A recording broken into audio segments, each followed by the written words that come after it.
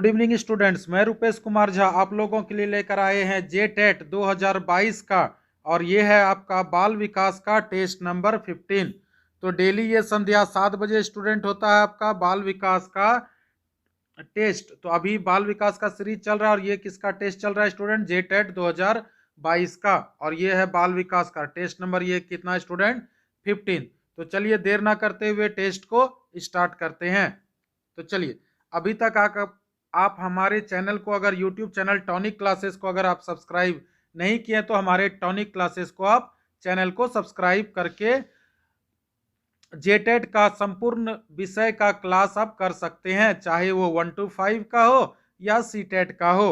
और ये जेटेट जो 2022 में जो वैकेंसी आपका फरवरी में आने वाला है, और ये जो टेस्ट है स्टूडेंट बाल विकास एवं शिक्षण शास्त्र, टेस्ट नंबर आपका 15। चलते हैं पहले क्वेश्चन की ओर। बताना स्टूडेंट, कोहलबर्ग यह सिद्ध करना चाहता है कि सिखाना क्या है। यानी कोहलबर्ग यह सिद्ध करना चाहता है कि सिखाना क्या है। ऑप्शन है, एक ऐसी स्थिति जिसमें व्यक्ति पशु से श्रेष्ठ है। दूसरा है स्वायत्त यादृच्छ क्रिया है। तीसरा है संज्ञानात्मक संकार्य है।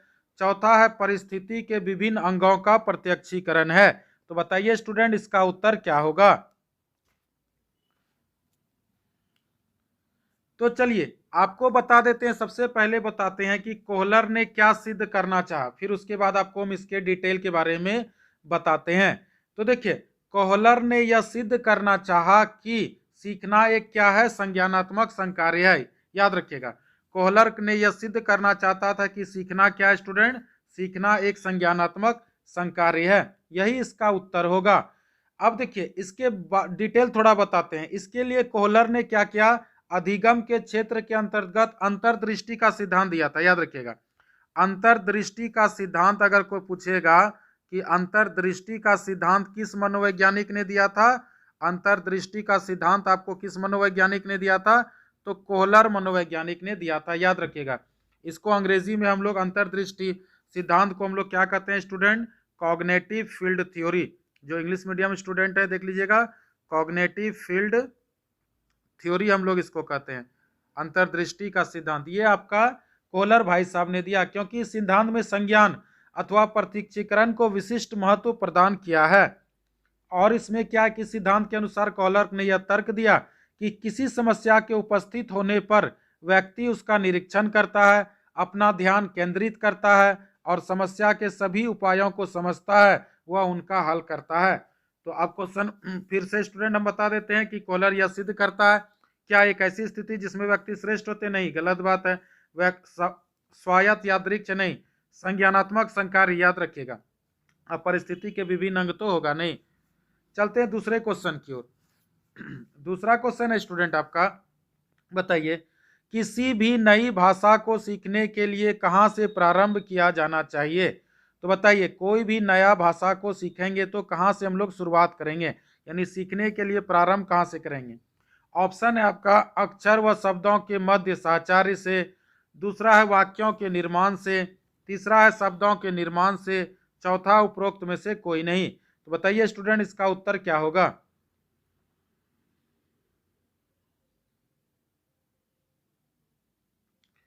तो चलिए बताते हैं। देखिए, बोलता है किसी भी भाषा को सीखने के लिए कहाँ से प्रारंभ किया जाना चाहिए।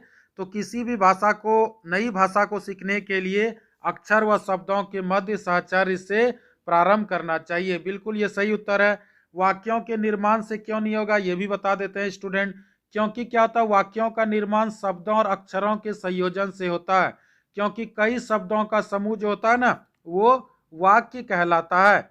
इसलिए नई भाषा को सीखने के लिए भाषा से संबंधित अक्षरों और शब्दों के मध्य संयोजन की जानकारी प्रथम होती है। तो पहले शब्द का निर्माण करेंगे कोई भी भाषा सीखने के लिए? नहीं, उपरोक्त में से कोई नहीं, ये तो होगा नहीं। इसलिए इसका उत्तर होगा ए नंबर। चलते हैं स्टूडेंट अगले क्वेश्चन की ओर।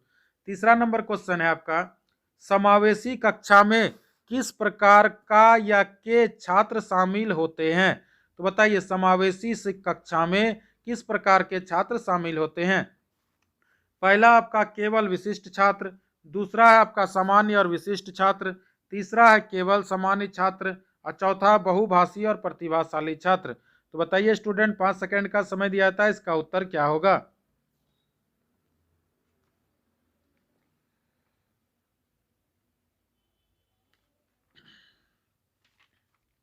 तो चलिए उत्तर बताते हैं स्टूडेंट। देखिए क्वेश्चन आपका क्या था कि समावेशी कक्षा में किस प्रकार के छात्र शामिल होते हैं।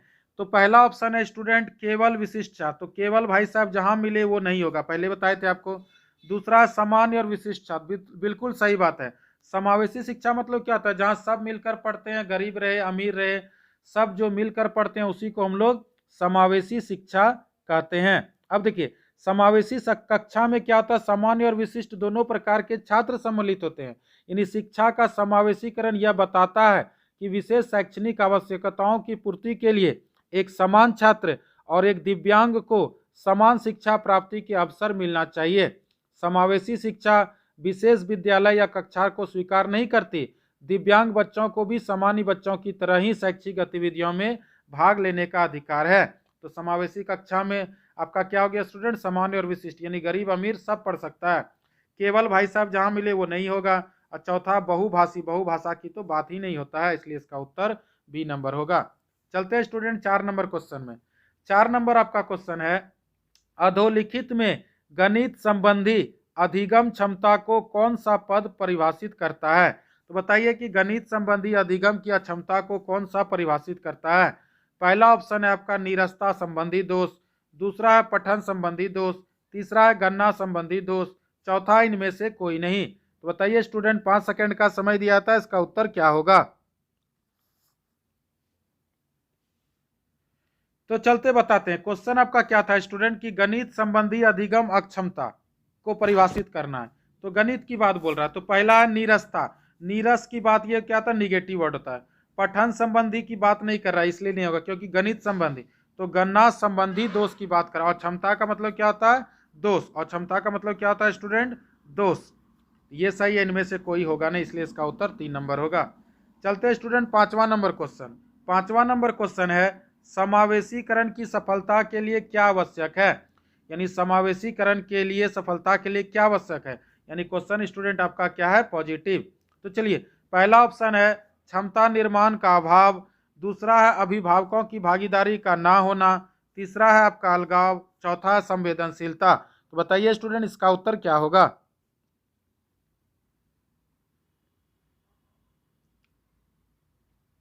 तो चलिए बताते हैं। देखिए बोल रहा है क्वेश्चन समावेशीकरण की सफलता के लिए आवश्यक है, यानी क्वेश्चन आपका क्या है, पॉजिटिव। पहला ऑप्शन है क्षमता निर्माण का अभाव। देखिए अभाव क्या होता है स्टूडेंट, निगेटिव, होगा नहीं, हटाइए। दूसरा अभिभावकों की भागीदारी का ना होना, देखिए ना क्या होता है, निगेटिव, हटाइए, नहीं होगा। अलगाव, अलगाव का मतलब जुदाई, निगेटिव वर्ड, हटाइए, नहीं होगा।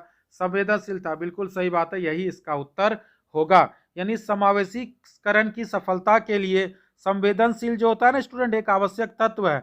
समावेशीकरण एक सामान्य और विशिष्ट के बीच को अलगाव को कम कर समग्र रूप से आगे बढ़ने की दिशा में महत्वपूर्ण भूमिका निभाता है। और क्षमता निर्माण का अभाव रहे, अभिभावकों की भागीदारी का ना होना तथा अलगाव जो होता है समावेशीकरण की सफलता में बाधक होता है, याद रखिएगा। इसलिए इसका उत्तर होगा आपका स्टूडेंट डी नंबर।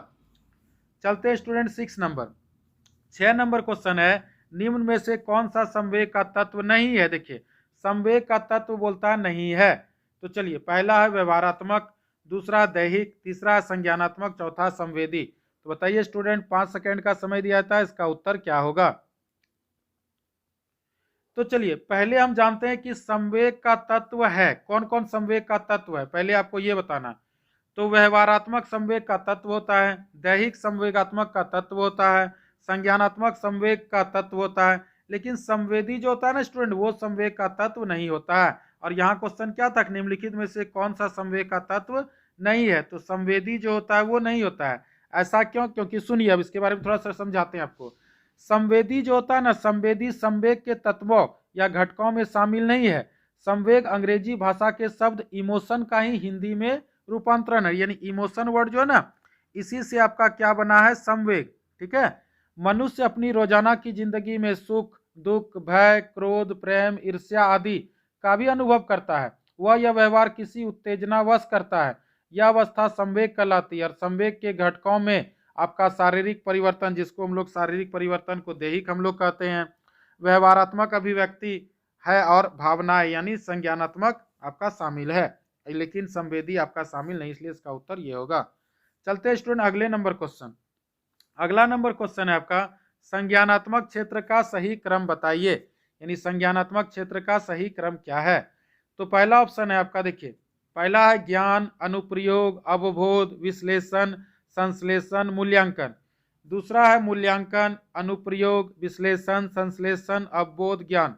तीसरा है आपका मूल्यांकन, संश्लेषण, विश्लेषण, अनुप्रयोग, अवबोध, ज्ञान। और चौथा स्टूडेंट आपका ज्ञान, अवबोध, अनुप्रयोग, विश्लेषण और संश्लेषण, और लास्ट में है मूल्यांकन। तो चलिए स्टूडेंट बताइए, 5 सेकंड का समय दिया था, इसका उत्तर क्या होगा।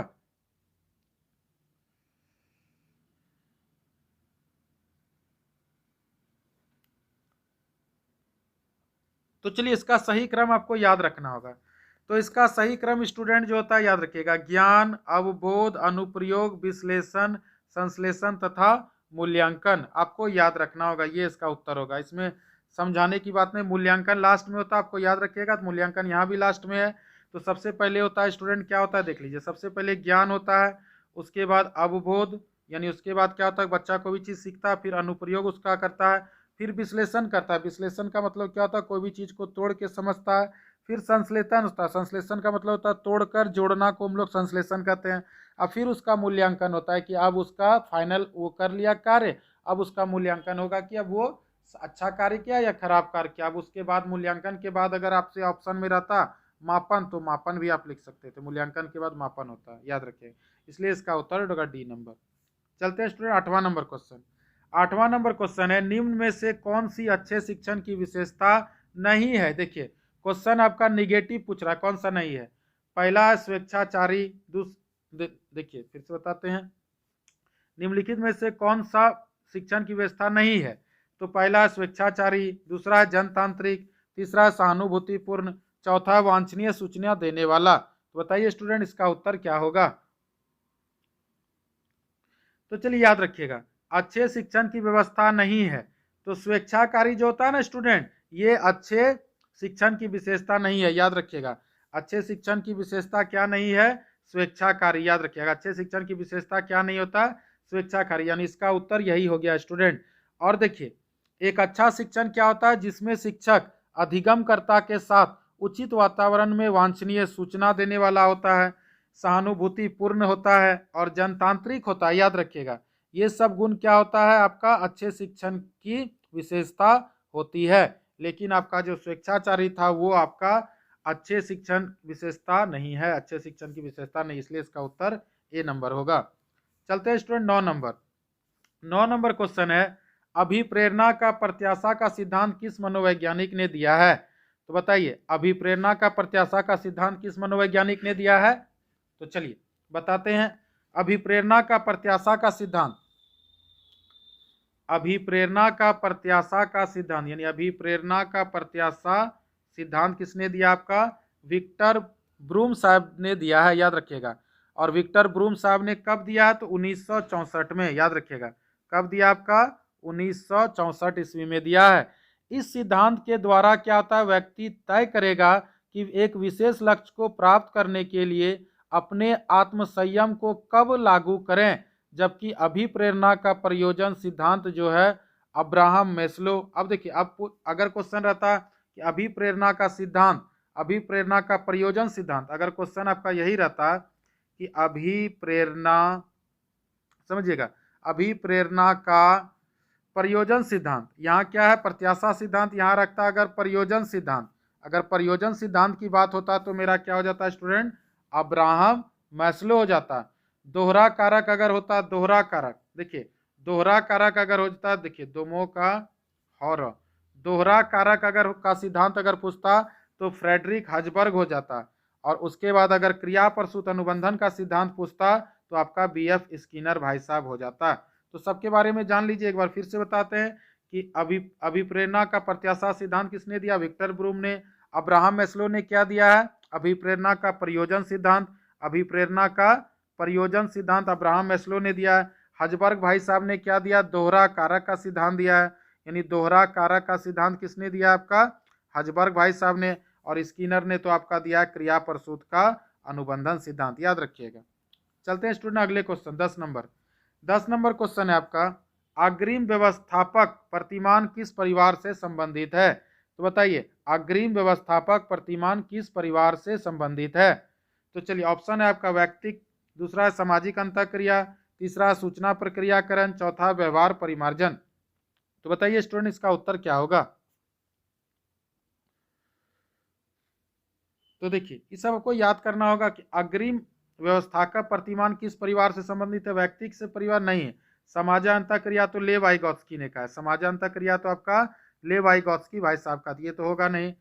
सूचना प्रक्रियाकरण याद रखिएगा, यानी अग्रिम व्यवस्थापक प्रतिमान किस परिवार से संबंधित है, सूचना प्रक्रिया प्रकरण, व्यवहार परिमार्जन से नहीं है। यानी कहने का तात्पर्य है कि अग्रिम व्यवस्थापक प्रतिमान सूचना प्रक्रियाकरण परिवार से संबंधित है। वर्तमान समय में शिक्षा का प्रमुख उद्देश्य क्या होता है, वैश्वीकरण की प्रक्रिया से उभरती हुई चुनौतियों का सामना करने में मदद करना है। इसमें मुख्य रूप से सूचना जो होता है स्टूडेंट तकनीकी विकास से सबसे अहम है। इसके माध्यम से शिक्षण कौशल तथा अग्रिम रणनीतियों पर निर्णय लेने में आसानी होती है, इसलिए इसका उत्तर होगा सी नंबर। चलते हैं स्टूडेंट अगले क्वेश्चन की ओर। अगला क्वेश्चन है कौशल का स्थानांतरण के लिए कौन सा उपयोगी है, यानी कौशल का स्थानांतरण के लिए कौन सा उपयोगी है। पहला ऑप्शन है आपका कौशल अंतरण एक गति का ना कि उद्देश्य, दूसरा है रेखीय अभिक्रम, तीसरा है साखीय अभिक्रम, चौथा तैयारी और अर्जन। बताइए क्या होगा इसका स्टूडेंट उत्तर। तो देखिए कौशल का स्थानांतरण के लिए ध्यान से देखिएगा, यानी कौशल का स्थानांतरण के लिए कौशल अंतरण एक गति है ना कि उद्देश्य, बिल्कुल सही बात है। कौशल अंतरण जो है एक गति है ना कि आपका एक उद्देश्य, याद रखिएगा। किसी भी व्यक्ति में कौशल को अधिगम से देखा जाता है, किसी भी व्यक्ति को अधिगम में क्या होता है, कौशल को देखा जाता है। किसी भी बच्चे के अंदर कौशल का विकास करना उसकी क्षमता का परिवर्तन लाने से है, और यह एक प्रक्रिया और गति है जो निरंतर गतिमान है। कौशल हस्तांतरण के कुछ चरणों के माध्यम से समझा जाता है कि जो व्यक्ति मूलभूत रूप से परिवर्तित होता है। रेखीय अधिगम होगा नहीं, साखीय अधिगम होगा नहीं, तैयारी और अर्जन की बात तो कौशल का हस्तांतरण में नहीं होता है। तो कौशल का हस्तांतरण में स्टूडेंट अब याद रखिएगा कि कौशल अंतरण एक गति है ना कि उद्देश्य, यानी ए नंबर सही है। अगला क्वेश्चन चलते हैं स्टूडेंट 12 नंबर। 12 नंबर है निम्न में से कौन सा शिक्षण सूत्र नहीं है। देखिए नहीं बोल रहा है, यानी क्वेश्चन निगेटिव। पहला सरल से कठिन की ओर, दूसरा अनिश्चित से निश्चित की ओर, तीसरा दृश्य और दृश्य की ओर, चौथा निगमन से आगमन की ओर। तो बताइए स्टूडेंट इसका उत्तर क्या होगा। बहुत इजी क्वेश्चन था। तो चलिए कौन सा शिक्षण सूत्र नहीं है, पहले शिक्षण सूत्र है कौन कौन। सरल से कठिन की ओर शिक्षण का सूत्र है, अनिश्चित से निश्चित की ओर शिक्षण का सूत्र है, दृश्य से अदृश्य की ओर यह भी शिक्षण का सूत्र है, निगमन से आगमन नहीं है, इसका होगा स्टूडेंट आगमन से निगमन होता है, याद रखिएगा। आगमन से निगमन होता है, यहाँ लिखा निगमन से आगमन, इसीलिए गलत है कहीं। और अभी अगर आपको ऑप्शन देता है मूर्त से अमूर्त, तो मूर्त से अमूर्त भी आपका क्या होता है, शिक्षण सूत्र होता है, याद रखिएगा, मूर्त से अमूर्त। लेकिन निगमन से आगमन नहीं होता, आगमन से निगमन, इसलिए इसका उत्तर डी नंबर। तो इसका आंसर क्या होगा स्टूडेंट, डी नंबर। चलते हैं स्टूडेंट 13 नंबर। 13 नंबर क्वेश्चन है सूक्ष्म शिक्षण चक्र का प्रथम कद क्या है, यानी सूक्ष्म शिक्षण। देखिए क्वेश्चन आपका क्या था, सूक्ष्म शिक्षण चक्र का प्रथम पद होता है। चलिए ऑप्शन है आपका प्रतिपुष्टि, दूसरा शिक्षण, तीसरा योजना बनाना, चौथा प्रस्तावना। तो बताइए स्टूडेंट इसका उत्तर क्या होगा। तो देखिए आपको हम सबसे पहले बताते हैं कि सूक्ष्म शिक्षण चक्र में जो होता है क्या होता है कि 6 चरण शामिल है। क्या चरण स्टूडेंट शामिल है, 6 चरण। तो पहला आपका क्या होता है स्टूडेंट, योजना बनाना। देखिए पहला चरण आपका क्या हो गया, योजना बनाना, समझिएगा 6 चरण कौन कौन है। दूसरा आपका है पाठन, देखिए पाठन इसमें दिया नहीं दिया है, तो दूसरा आपका क्या हो गया स्टूडेंट, पाठन। दूसरा आपका क्या हो गया, पाठन, ये 2 नंबर में हो गया। तीसरा आपका होता है फीडबैक, तीसरा आपका क्या होता है, देखिए फीडबैक, तीसरा क्या स्टूडेंट, फीडबैक, याद रखिएगा फीडबैक, फीडबैक है। आगे देखते हैं, फीडबैक तीसरा हो गया। चौथा अब हम लोग देखते हैं पुनर्योजना। तो देखिए पुनर्योजना दिया हुआ नहीं दिया है, प्रस्तावना दिया है। पुनर्योजना चौथा क्या होता है, पुनर्योजना होता है। पांचवा पुनर्शिक्षण होता है, और छठा क्या होता है स्टूडेंट, पुनः फीडबैक होता है। तो देखिए तो इसमें आपको बोल क्या रहा है, कि सूक्ष्म शिक्षण चक्र का प्रथम पद जो होता है स्टूडेंट, वो होता है प्रतिपुष्टि नहीं होता है, शिक्षण होता नहीं होता, योजना बनाना होता नहीं होता, तो आपका प्रस्तावना होता है। प्रस्तावना का ही आपका दूसरा नाम क्या है स्टूडेंट? नहीं, रुकिए, यानी सूक्ष्म शिक्षण का चक्र का प्रथम पद जो होता है स्टूडेंट, वो आपका योजना बनाना होता है, याद रखिएगा। यानी प्रथम जो होता है योजना बनाना होता है। दूसरा आपका हम बताए पाठन होता है। दूसरा क्या होता है? पाठन होता है। तीसरा आपका फीडबैक होता है, याद रखिएगा। तीसरा क्या होता है? फीडबैक। चौथा होता है पुनर्योजना। पांचवा होता है पुनर्शिक्षण और छठा होता है पुनर्फीडबैक। तो पहला प्रथम पद होता है शिक्षण का योजना बनाना। चलिए अगला क्वेश्चन 14 नंबर क्वेश्चन है, निम्न में से कौन सा अवबोध स्तर के शिक्षण में शामिल है? तो चलिए, पहला पृथक्करण, दूसरा अनुप्रयोग, तीसरा तुलना, चौथा अन्वेषण। तो बताइए स्टूडेंट, 5 सेकंड का समय दिया था, इसका उत्तर क्या होगा?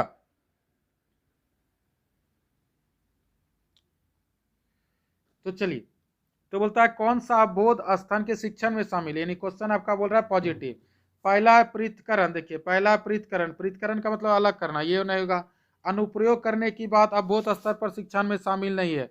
तुलना वर्ड तो आपका निगेटिव होता है, ये भी नहीं होगा। अन्वेषण का मतलब क्या होता है स्टूडेंट? खोज होता है, याद रखिए। अन्वेषण का मतलब क्या होता है? खोज।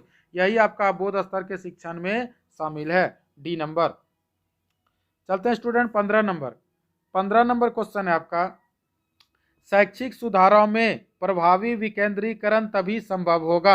यानी ये कूट वाला सवाल है। देखिए, पहला आपका दिया है, जब खंडवा संकुल संदर्भ केंद्रों की भागीदारी बढ़े। दूसरा है स्थानीय संदर्भ व्यक्ति उपलब्ध हो। तीसरा है अध्यापकों के पास संसाधन और प्रासंगिक सामग्री भी मौजूद हो। तो बताइए स्टूडेंट, अब आपका कूट देखिए, कूट में दिया है 1 और 3। पहला ऑप्शन है 1 और 3, दूसरा 1 और 2, 2 और 3, 1 2 3। तो बताइए स्टूडेंट, इसका उत्तर क्या होगा? तो चलिए, तो शैक्षिक सुधारों का प्रभावी विकेंद्रण कब संभव होगा? जब खांडवा संकुल संदर्भ केंद्रों की भागीदारी बढ़ेगा तब होगा। स्थानीय संदर्भ व्यक्ति उपलब्ध होगा तब बढ़ेगा। अध्यापक के पास संसाधन और प्रासंगिक सामग्री भी मौजूद होगा, तब आपका शैक्षिक सुधार का प्रभावी विकेंद्रण संभव होगा। यानी तीनों सही है स्टूडेंट। 1 2 3 आपका किस में है? 4 नंबर में, इसलिए इसका उत्तर होगा डी नंबर। चलते हैं स्टूडेंट 16 नंबर क्वेश्चन है, एक छात्र पढ़ रहा है और उसका नाम लेकर किसी ने बुलाया, तो निम्न में से किस संवेदना द्वारा छात्र अपनी अनुक्रिया प्रकट करेगा? तो बताइए, पहला ऑप्शन है आपका दृष्टि संवेदना, दूसरा है स्पर्श संवेदना, तीसरा है ध्वनि संवेदना, चौथा है प्रत्यक्षण संवेदना। तो बताइए स्टूडेंट, 5 सेकंड का समय दिया था, इसका उत्तर क्या होगा? तो चलिए, क्वेश्चन क्या था? एक छात्र पढ़ रहा है, यानी एक छात्र क्या हो रहा है? पढ़ रहा है। उसका नाम लेकर किसी ने बुलाया, नाम लेकर बुलाया यानी बोलने की बात है। तो किस संवेदना द्वारा छात्र अपने? तो दृष्टि, बोलने की बात है तो दृष्टि देखेगा नहीं। स्पर्श, छूने की बात हो रहा नहीं। ध्वनि की बात हो रहा है, क्योंकि बुलाया, तो यहाँ पर किसकी बात हो रही है स्टूडेंट? ध्वनि, यानी सुनने की बात। यानी संवेदना जो होता है ना, मस्तिष्क का समान प्रक्रिया है, जिसमें प्रतीक्षीकरण जो होता है अलग करके नहीं समझा सकता। अर्थहीन संवेदना का कोई अस्तित्व नहीं होता। ध्वनि के कान का उत्तेजना उत्पन्न करने के स्वरूप प्रतिक्रिया जो ध्वनि होती है ना, वह संवेदना कहलाती है। ठीक है, तो याद रखिएगा। और प्रत्यक्षण संवेदना होगा, इसलिए इसका उत्तर होगा डी। ऐसा क्यों हुआ स्टूडेंट? क्योंकि किसी ने बुलाया, तो बुलाया तो ध्वनि की आवाज होगी, तो ये संवेदना होगा, ध्वनि संवेदना। चलते हैं 17 नंबर क्वेश्चन, बहुत इजी क्वेश्चन। प्याजे के सिद्धांत के अनुसार प्राक संक्रियात्मक अवस्था, तो प्राक संक्रियात्मक अवस्था कब होता है? तो बताइए, इसका उत्तर आपका क्या होगा? तो पहला है 4 से 8 वर्ष। देखिए, पहला ऑप्शन है आपका 4 से 8 वर्ष, दूसरा जन्म से 2 वर्ष, तीसरा 2 से 7 वर्ष, तीसरा चौथा है 5 से 8 वर्ष। बताइए स्टूडेंट, क्या होता है? तो चलिए, प्राक संक्रियात्मक अवस्था को ही हम लोग पूर्व संक्रियात्मक अवस्था कहते हैं स्टूडेंट। क्या कहते हैं? पूर्व संक्रियात्मक अवस्था का सिद्धांत, याद रखिएगा। पूर्व संक्रियात्मक अवस्था का सिद्धांत को हम लोग क्या कहते हैं? प्राक संक्रियात्मक अवस्था, यानी पूर्व संक्रियात्मक अवस्था। यहाँ क्या बोल रहा है? पूर्व संक्रियात्मक अवस्था। तो पूर्व संक्रियात्मक कब से कब तक होता है? 2 वर्ष से 7 वर्ष। 4 से 8 होता नहीं। जन्म से 2 वर्ष तो शैशवावस्था होता है। जन्म से 2 वर्ष क्या होता है स्टूडेंट? शैशवावस्था। अब 5 से 8 तो होता नहीं है, इसलिए इसका उत्तर सी नंबर होगा। चलते हैं 18 नंबर क्वेश्चन। 18 नंबर क्वेश्चन है, निम्नलिखित में से कौन सी बाद की बाल्यावस्था के बौद्धिक विकास की विशेषता नहीं है? यानी बाल विकास, यानी बाल्यावस्था के बौद्धिक विकास की विशेषता नहीं है। यानी क्वेश्चन आपका पूछ रहा है स्टूडेंट निगेटिव। तो चलिए, 18 का उत्तर बताना कि इसका उत्तर क्या होगा। तो चलिए, पहला है भविष्य की योजना की सूझबूझ, दूसरा है विज्ञान की काल्पनिक कथाओं में अधिक रुचि, तीसरा है बढ़ती हुई तार्किक शक्ति, चौथा है कल्पना काल्पनिक भय का अंत। तो बताइए बाल्यावस्था की बौद्धिक विकास कौन सा नहीं है?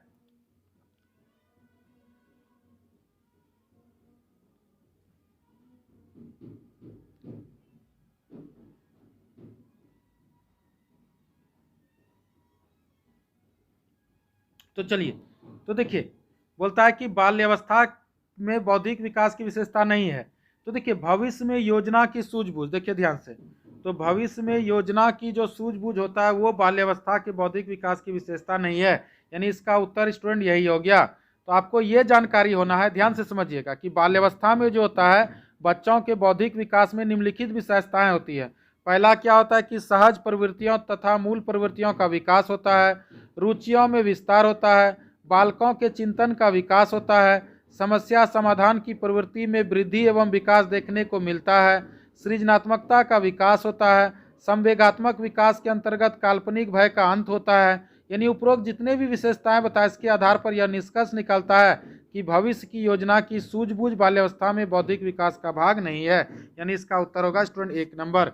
विज्ञान की काल्पनिक कथाओं का अधिक रुचि लेता है बच्चा बाल्यावस्था में। बाल्यावस्था कब से कब तक होता है स्टूडेंट? 2 वर्ष से लेके 12 वर्ष में, याद रखिएगा। बढ़ती हुई तार्किक शक्ति करता है बच्चा, यानी तर्क पर आधारित रहता है चिंतन, और कल्पना काल्पनिक भय का भी अंत बच्चा का हो जाता है, यानी बच्चा भय नहीं करता है बाल्यावस्था में। यानी इसका उत्तर होगा स्टूडेंट आपका A नंबर। चलते हैं 19 नंबर क्वेश्चन, बहुत इजी क्वेश्चन है। इनमें से मनोवैज्ञानिक यानी भाषा विकास का संबंध किससे है? तो भाषा विकास का संबंध आपका किस मनोवैज्ञानिक से है? ऑप्शन है आपका पावलोव, अल्फ्रेड बिने, चॉम्स्की, मास्लो। तो बताइए भाषा विकास का संबंध किस मनोवैज्ञानिक से है? तो चलिए, तो भाषा विकास का जो संबंध है वो पावलोव नाम का मनोवैज्ञानिक से नहीं है, अल्फ्रेड बिने से नहीं है, चॉम्स्की से, याद रखिएगा। अब देखिए, चॉम्स्की ने 20वीं शताब्दी के ये महान वैज्ञानिक थे, याद रखिएगा। चॉम्स्की भाई साहब जो थे, समझिएगा, चॉम्स्की भाई साहब जो थे ये 20वीं शताब्दी के, याद रखिएगा, 20वीं शताब्दी के ये क्या थे? महान भाषा वैज्ञानिक थे। महान भाषा वैज्ञानिक थे 20वीं शताब्दी के। कौन? चॉम्स्की। इनका जन्म हुआ था स्टूडेंट 7 दिसंबर, याद रखिएगा, 1928 को इनका जन्म हुआ था, याद रखिएगा। अमेरिका के ये फिलाडेल्फिया में हुआ था। चॉम्स्की को जनरेटिव ग्रामर के सिद्धांत का प्रतिपादक भी कहा जाता है। जनरेटिव ग्रामर, याद रखिएगा, जनरेटिव ग्रामर का सिद्धांत किसने दिया था? तो चॉम्स्की ने, याद रखिएगा। जनरेटिव ग्रामर का सिद्धांत किस मनोवैज्ञानिक ने दिया था? चॉम्स्की ने। और ये 20वीं सदी में भाषा विज्ञान का सबसे बड़ा योगदान करता था। 1955 में चॉम्स्की जो थे वो मैसाच्यूट्स तकनीकी यानी MIT में नियुक्त हुए, और 1961 में इस आधुनिक भाषा और विज्ञान के प्रोफेसर पद पर दिया गया, याद रखिएगा। कब आप बोलेगा ये कब दिया था भाषा विकास? तो 1961 में। भाषा विकास का संबंध जो आपका नॉम चॉम्स्की से थे, कब दिया था? 1961 ईस्वी में। तो इतना बातें आपको समझना है। चलते हैं स्टूडेंट अगला क्वेश्चन। अगला क्वेश्चन है आपका, थॉर्नडाइक ने अपने सिद्धांत को शीर्षक से सिद्ध किया। कौन शीर्षक से सिद्ध किया? पहला ऑप्शन है संज्ञानात्मक अधिगम, दूसरा अधिगम के प्रयास एवं भूल, तीसरा संकेत अधिगम, चौथा स्थान अधिगम। तो बताइए स्टूडेंट, 5 सेकंड का समय दिया था, इसका उत्तर क्या होगा? ये तो बहुत इजी था कि देखिए, थॉर्नडाइक की बात है सिद्धांत, तो संज्ञानात्मक अधिगम की बात आपका किसने किया स्टूडेंट? आपका जीन पियाजे भाई साहब ने किया, याद रखिएगा। अधिगम का प्रयास एवं भूल, प्रयास एवं त्रुटि का सिद्धांत, जिसको हम लोग ट्रायल एंड एरर कहते हैं, trial and error theory. Trial and error theory किस मनोवैज्ञानिक ने दिया है? थॉर्नडाइक भाई साहब ने दिया, जिसको हम लोग प्रयास एवं त्रुटि का भी सिद्धांत कहते हैं। तो अधिगम का प्रयास एवं भूल किसने दिया है? थॉर्नडाइक भाई साहब ने दिया। संकेत अधिगम नहीं होगा, स्थान अधिगम होगा नहीं, इसलिए इसका उत्तर B नंबर। चलते हैं 21 नंबर क्वेश्चन। 21 नंबर क्वेश्चन है, गिरोह अवस्था किस आयु वर्ग एवं विलंब विकास से संबंधित है? तो गिरोह अवस्था की बात बोल रही है। तो बताइए 16 से 19 वर्ष एवं नैतिकता, 3 से 6 वर्ष एवं भाषा, 8 से 10 वर्ष एवं समाजीकरण, 16 से 19 वर्ष एवं संज्ञानात्मक। तो बताइए स्टूडेंट, इसका उत्तर क्या होगा? तो चलिए, गिरोह अवस्था जो आयु का वर्ग होता है स्टूडेंट, वो होता है आपका 8 से 10 वर्ष, याद रखिएगा। गिरोह अवस्था जो होता है वो क्या होता है? 8 से 10 वर्ष। इसको हम लोग, गिरोह अवस्था को हम लोग गैंग एज कहते हैं अंग्रेजी में, GA, देखिए gang as, GANG, gang as, AGE याद रखिएगा। गिरो अवस्था को हम लोग क्या कहते हैं अंग्रेजी में स्टूडेंट? Gang as. ये 8 से 10 वर्ष की आयु में होता है और जो बचपन में अधिक तथा किशोरावस्था की पूर्व आयु में होती है। यह बच्चों का प्राथमिक शिक्षा का दौर होता है। यह आयु में बच्चों में परिवर्तन तथा रुचियों का विकास होता है। सिगमंड फ्रायड ने बच्चों की आयु को लेटेंसी पीरियड कहा, याद रखिएगा। सिगमंड फ्रायड का नाम का जो मनोवैज्ञानिक था उसने बच्चों को इसे क्या कहा है? Latency period, LATENCY, latency period, याद रखिएगा ये सब चीज, ठीक है। और इस गिरोह गैंग एज के अंतर्गत बच्चों का रुचि परिवार माता पिता से बाहर अपने दोस्तों तथा साथियों की ओर होने लगती है तथा एक समान रुचि में बच्चों का समूह एक साथ रहना पसंद करने लगता है। यही आपका गैंग एज। तो इतनी बातों को आप समझिएगा। अगला क्वेश्चन है स्टूडेंट, पियाजे के अनुसार संज्ञानात्मक विकास की तृतीय अवस्था यानी तृतीय अवस्था बताना किसका क्या होगा? तो चलिए, पहला अवस्था क्या होता है? पूर्व संक्रियात्मक, समझ लीजिए। पहला पूर्व संक्रियात्मक, दूसरा नहीं, ये गलत, देखिए पहला क्या होता है? संवेदी गामक। देखिए पहला होता है संवेदी गामक, दूसरा होता है आपका पूर्व संक्रियात्मक, तीसरा होता है आपका मूर्त संक्रियात्मक, चौथा आपका औपचारिक या अमूर्त होता है। तो बताइए स्टूडेंट इसका उत्तर क्या होगा? ये तो बहुत ईजी है, खुद बता दीजिएगा। यानी आपको तृतीय पूछा, तृतीय क्या होता है? मूर्त संक्रियात्मक अवस्था।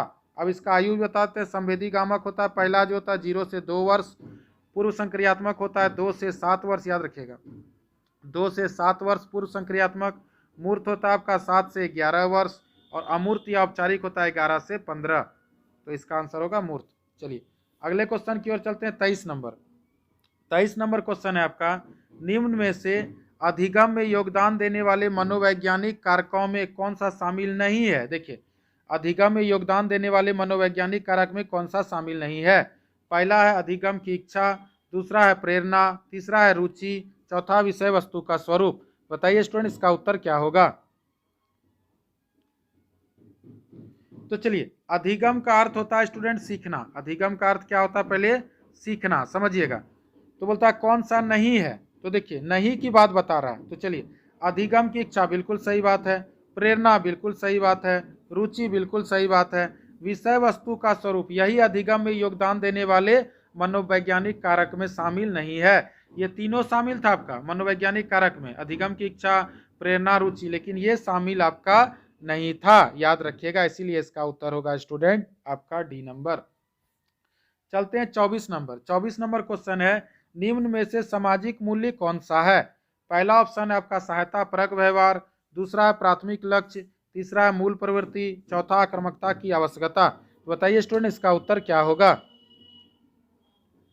बहुत इजी क्वेश्चन है। तो सामाजिक मूल्य कौन सा है? तो सहायता परक व्यवहार, बिल्कुल सही बात है। प्राथमिक लक्ष्य की बात करेगा निगेटिव, ये नहीं होगा। मूल प्रवृत्ति सामाजिक मूल्य नहीं होता है। आक्रामकता तो निगेटिव वर्ड होता है, ये तो होगा नहीं, इसलिए इसका उत्तर 1 नंबर होगा। चलते हैं 25 नंबर क्वेश्चन है, पक्ष अन्वेषण तथा साधन साक्ष्य विश्लेषण निम्न में से किसका उदाहरण? तो बताना है कि पक्ष अन्वेषण तथा साधन साक्ष्य विश्लेषण किसका उदाहरण है? स्वतः शोध का, एल्गोरिदम का, मानसिक वृत्ति का, प्रकार्यात्मक स्थिरता का। बताइए स्टूडेंट इसका उत्तर क्या होगा? तो चीज सबको याद रखना होगा। देखिए तो पद अन्वेषण और साक्ष्य अन्वेषण किसका उदाहरण है? तो स्वतः शोध का ये उदाहरण है, याद रखिएगा। ऐसा क्यों? क्योंकि स्वतः शोध जो होता है अन्वेषण विधि के अंतर्गत प्रशिक्षण में छात्रों द्वारा स्वयं की समस्याओं के बारे में निर्णय लिया जाता है। स्वतः शोध विधि में पक्ष अन्वेषण तथा साधन साक्ष्य विश्लेषण का अपना विशेष महत्व है। स्वतः शोध अन्वेषण द्वारा प्रशिक्षित समूह के निष्पादन में उत्पन्न होता है। एल्गोरिदम बात नहीं होगा, मानसिक वृत्ति की बात नहीं हो रही, प्रकार्यात्मक सिद्धार्थता होगा नहीं, इसलिए इसका उत्तर 1 नंबर। अगला क्वेश्चन है स्टूडेंट, सीखने के वक्र अभ्यास द्वारा सीखने की मात्रा, गति और प्रगति को सीमा को ग्राफ पर प्रदर्शित कहा है। ये किसने कहा? माने यह कथन किसका है? सीखने के वक्र अभ्यास द्वारा सीखने की मात्रा। तो ये सब आपको याद करना होगा। तो ये आपका स्टूडेंट है एबिंगहॉस भाई साहब का, याद रखिएगा। एबिंगहॉस ने सीखने के लिए सक्रिय विधि का अधिक उपयोगी बताया। यानी सीखने का सक्रिय विधि, देखिए सीखने का सक्रिय विधि, सीखने का सक्रिय विधि, याद रखिएगा। सीखने का सक्रिय विधि किस मनोवैज्ञानिक ने कहा है?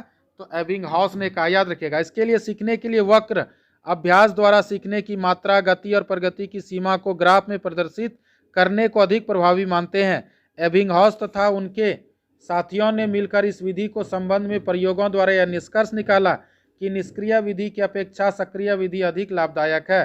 सक्रिय विधि द्वारा प्रयोज्य यह ज्ञात होता कि उसे कितना याद हुआ, जिसके कारण प्रयोज्य की इच्छा निरंतर बनी रहती है। ये था इसका उत्तर सी नंबर, इसको याद करना होगा। अगला क्वेश्चन है आपका, निम्नलिखित में से थॉर्नडाइक के अधिगम के प्राथमिक नियमों में कौन शामिल नहीं है।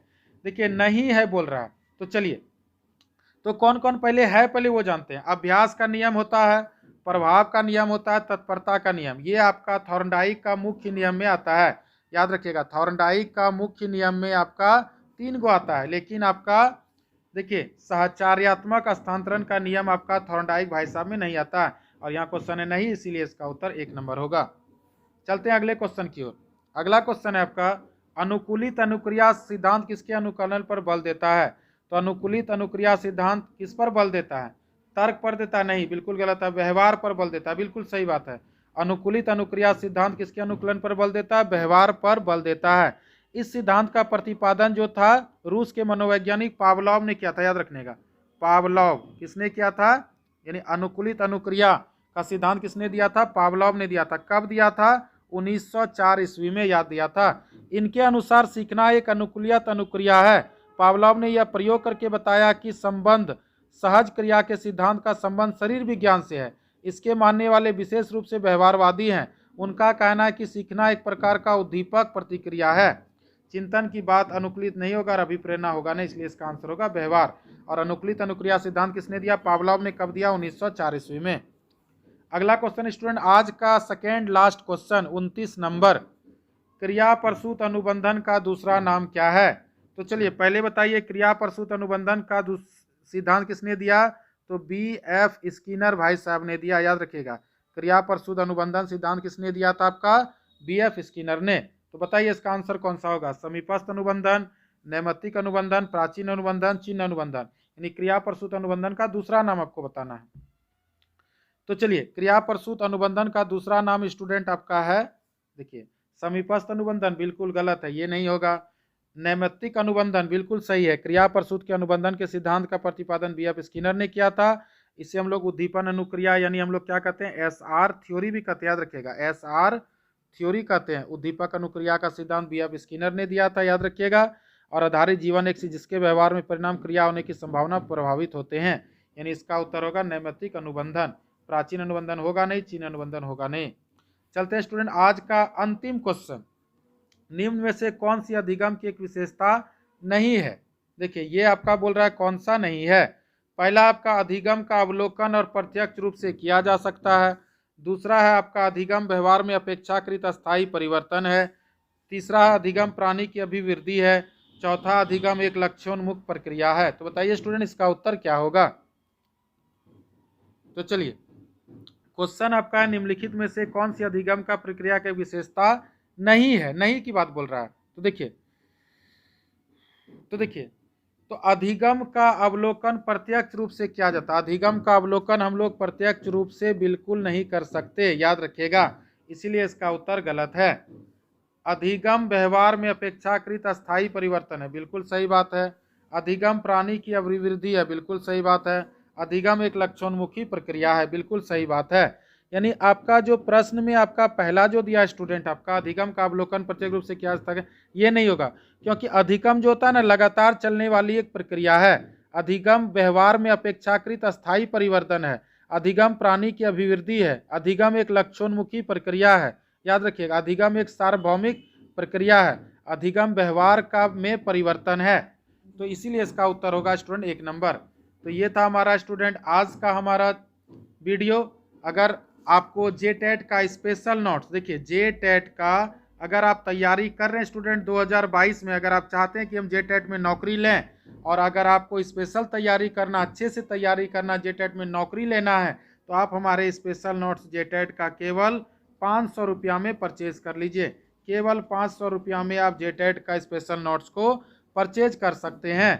Thank you for watching my YouTube channel tonic classes. अगर अभी तक आप मेरे चैनल यूट्यूब चैनल को, माई चैनल यूट्यूब चैनल को अगर आप नहीं सब्सक्राइब किए तो हमारे चैनल को, टॉनिक क्लासेस को सब्सक्राइब कर लीजिए।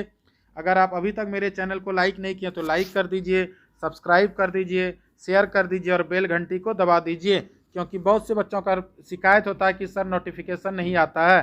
तो नोटिफिकेशन कैसे आएगा, क्योंकि आपने तो बेल आइकन दबाया ही नहीं, चैनल को सब्सक्राइब ही नहीं किया।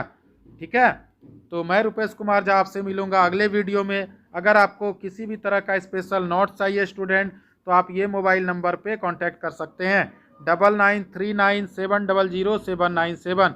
यहाँ आपको मिलेगा JTET का स्पेशल नोट्स केवल 500 रुपया में। तो ठीक है स्टूडेंट, कोरोना काल का समय चल रहा है, तो आप लोग घर में रहें, सुरक्षित रह गए।